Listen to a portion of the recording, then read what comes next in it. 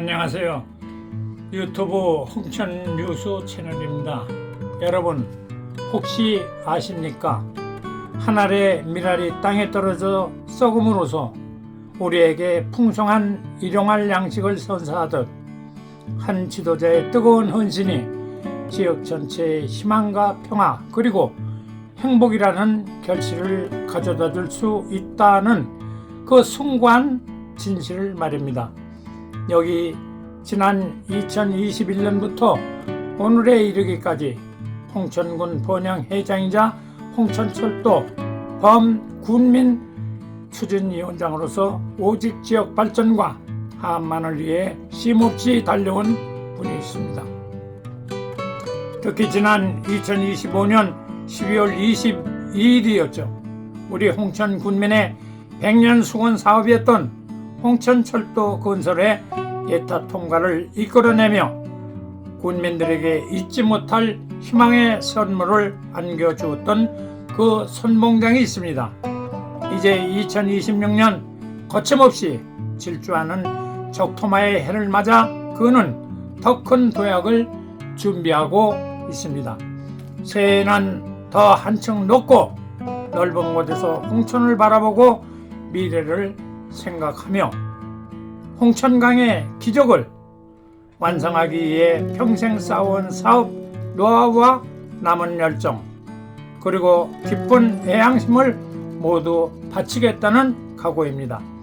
홍천의 원로 기자이신 안태수 실버 기자께서 취재했습니다. 홍천의 더 큰 미래를 설계하는 일꾼 이기설 회장의 새 포부와 진심을 지금 바로 들어보시죠.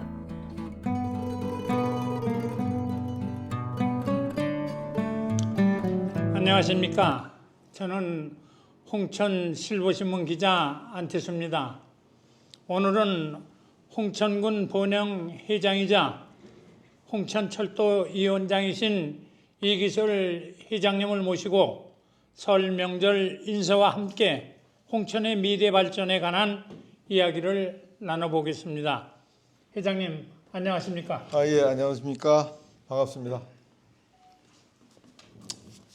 먼저 설날을 맞아 홍천 군민들에게 한 말씀 부탁드립니다. 예, 홍천 군민 여러분 안녕하십니까? 다가오는 2월 17일 설날은 우리 민족 고유의 소중한 명절입니다. 붉은 말의 힘찬 기운처럼 올 한 해 뜻하시는 모든 일이 이루어지고 가정마다 건강과 행운이 가득하시기를 진심으로 기원드립니다. 지난달 31일 홍천강의 기적을 향한 길 출판 기념회를 라이브로 보니 성황리에 열렸습니다. 홍천읍이 아닌 북방면에서 행사를 진행하신 특별한 이유가 있으십니까? 예, 우선 출판 기념회에 찾아와 주신 모든 분들께 진심으로 감사를 드립니다. 처음에는 홍천읍에서 행사를 진행할 계획이랬었는데 제가 초등학교 시절 항상 오가던 길목에서 다시 삶을 시작하겠다는 각오와 새 출발을 한다는 그런 의미를 담고 있습니다.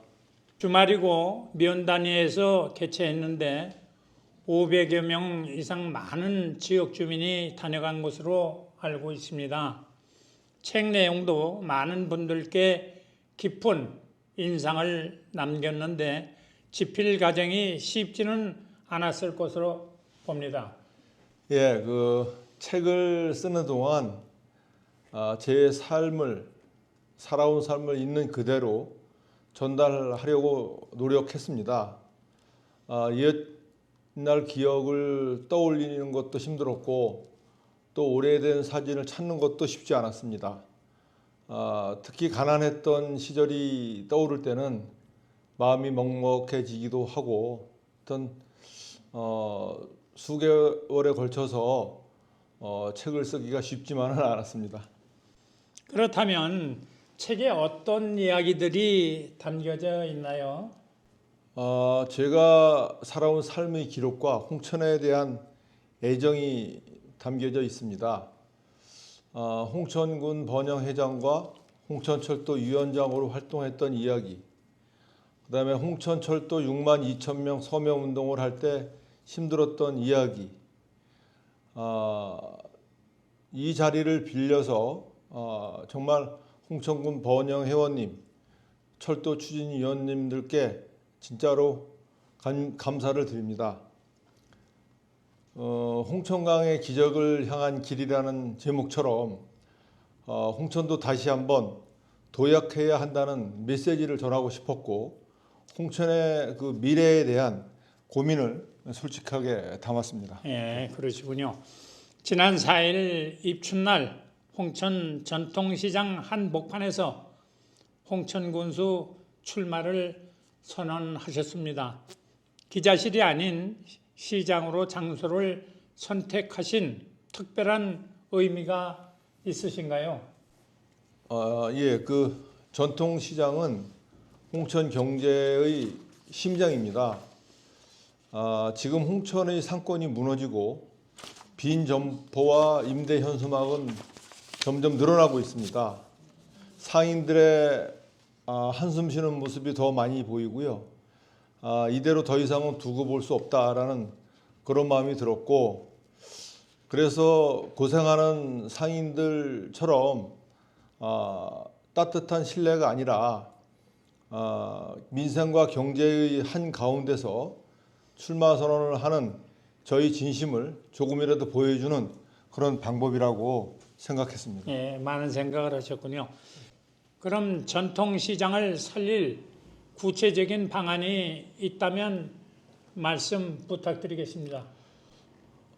저는 사업가의 관점에서 완전히 다른 방법으로 접근해야 된다고 생각합니다. 일회성 보여주기식 투자는 효과가 없습니다. 쉽게 얘기하면 언발에 오줌 누기식입니다. 임시방편이 아니고 어떤 기본적인 그 하드웨어가 형성돼야 한다고 보고요. 저는 전통시장을 브랜드를 만들어서 그 브랜드를 구축하고, 그다음에 중앙시장, 구시장, 상가 번영회, 이런 그 흩어져 있는 역량을 하나로 묶어내고 과감한 투자와 공동 마케팅으로 홍천을 알리고 홍천 상품을 알리고, 그래서 외지 관광객들에게 홍보할 수 있는 그 홍천만의 그런 상품을 개발해야 된다고 보고요.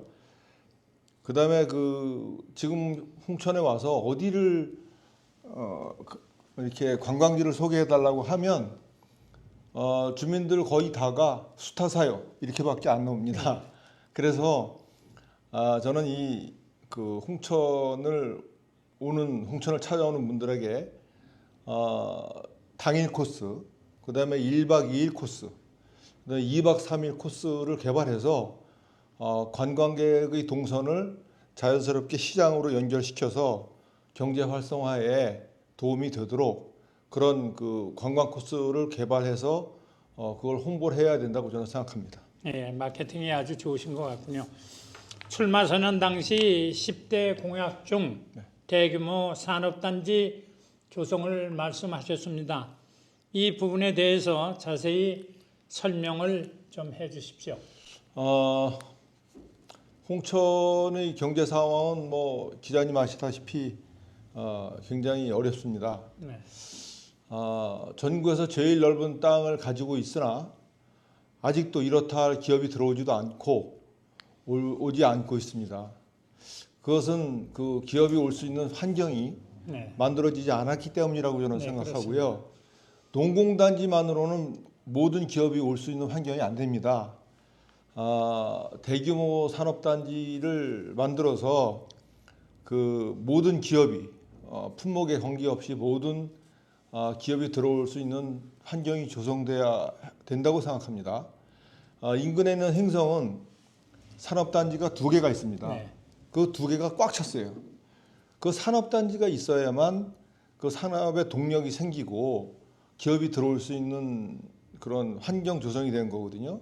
그래서 대규모 산업단지를 조성해서 사람과 자본이 들어오는 그런 구조를 만들어야 되고 넓은 땅이 있고 그런 만큼 홍천을 잘 이용해서 뭐 예를 들어서 AI 데이터 센터, 뭐 방산 기업, 뭐 청년 일자리를 만드는 그런 기업들이 들어와서 모든 그 사람 우리 주민들이 일거리를 고민하지 않는 그런 도시를 그런 홍천을 만들어야 된다고 저는 생각합니다. 네.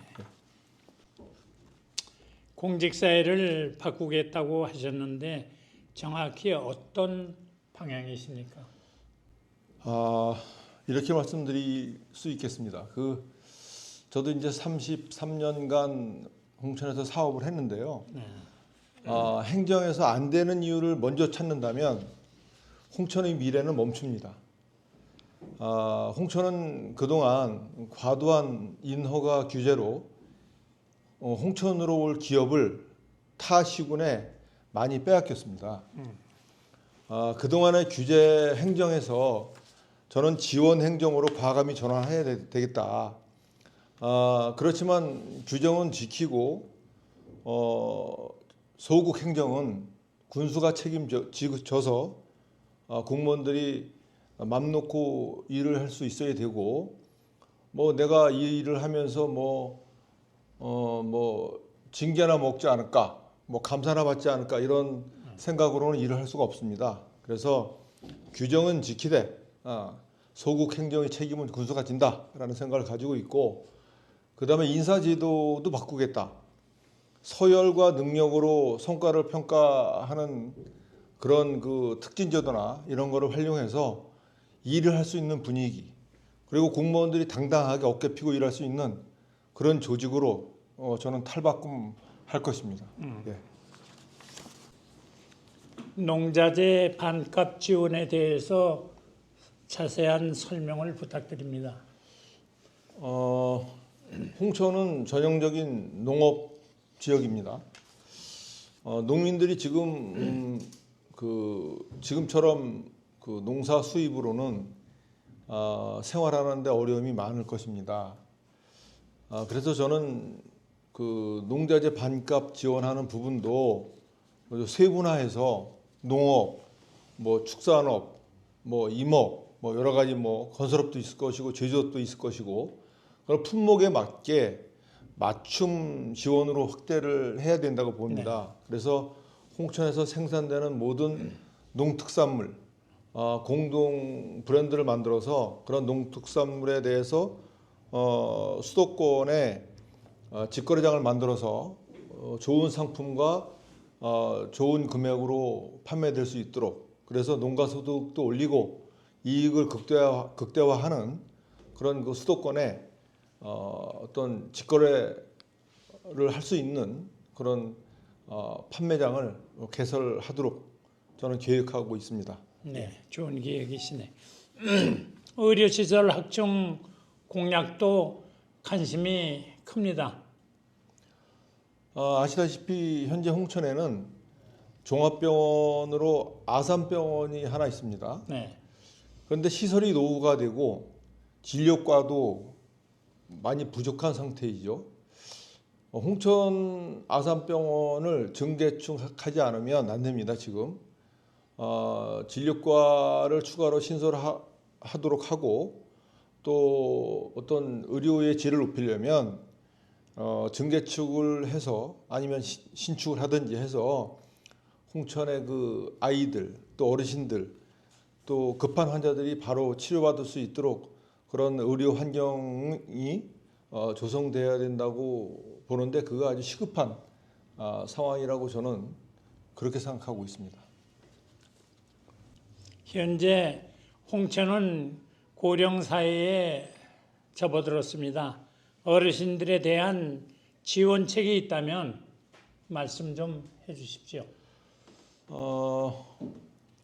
전체 인구가 지금 20%가 넘으면 그 초고령 사회로 분류가 됩니다. 네.